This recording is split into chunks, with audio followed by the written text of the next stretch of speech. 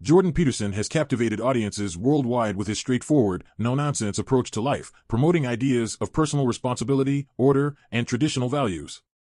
For millions, his words offer a sense of clarity in a world that often feels chaotic. But what if these life lessons aren't the universal truth they seem to be? Today, we're looking at the potential flaws in Peterson's teachings and the hidden risks they pose for those who follow them blindly. One of Peterson's most popular principles is the idea of taking full responsibility for your life. He's known for saying, "Clean your room," as a metaphor for putting your own house in order before addressing external problems. It's a powerful message of self-discipline, but here's the issue: this advice, while valuable, is incomplete. For some, the idea of complete responsibility can create a paralyzing sense of guilt or even shame, especially for those dealing with issues beyond their control, like mental health struggles or difficult life circumstances. Not every problem can be solved by just working harder or cleaning your room. For someone battling depression or financial hardship, Peterson's advice might lead to feelings of inadequacy, as if their struggles are purely a reflection of personal failure. And here's the question that surfaces: when does self-accountability become self-blame? Peterson's teachings often emphasize order over chaos, urging followers to bring stability and structure to their lives. But life isn't always so straightforward. Chaos is sometimes inevitable, and trying to control everything can lead to a rigid mindset. Think about it: if you're constantly striving for order, you might miss out on opportunities that require a bit of risk or flexibility.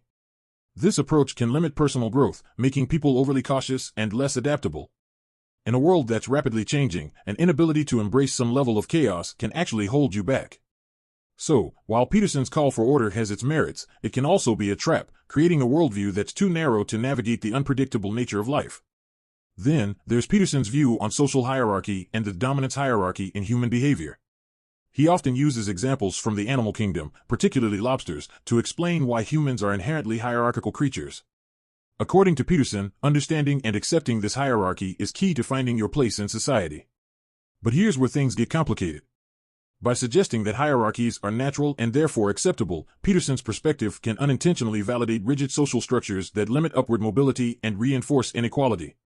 If you believe that the social ladder is fixed, you might be less inclined to challenge it or pursue paths outside the status quo.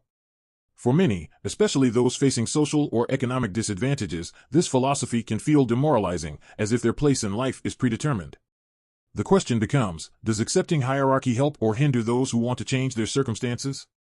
Peterson also places a strong emphasis on traditional values and roles, particularly when it comes to gender dynamics.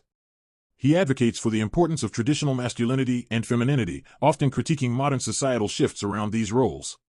While his supporters view this as a call to embrace foundational aspects of identity, it can be limiting for those who don't fit into traditional molds. Imagine someone who doesn't identify with conventional gender roles or feels stifled by societal expectations. Peterson's perspective can create an internal conflict, leading them to feel alienated or misunderstood. And for women, his ideas about traditional roles can sometimes come across as dismissive of female ambition and independence. The lesson here is that traditional values may not be universal truths, they're perspectives that don't necessarily apply to everyone. Is there really one correct way to be a man or a woman? Finally, let's examine Peterson's stance on mental health. He's often praised for his empathetic approach, having openly discussed his own battles with depression. Yet his advice on resilience and self-reliance may not be suitable for everyone. For those with severe mental health challenges, Peterson's guidance on pushing through and fighting one's demons could feel more like pressure than help. Mental health professionals emphasize that self-care and seeking support are crucial, but Peterson's approach sometimes downplays the importance of therapy, medication, and other tools that can make a significant difference.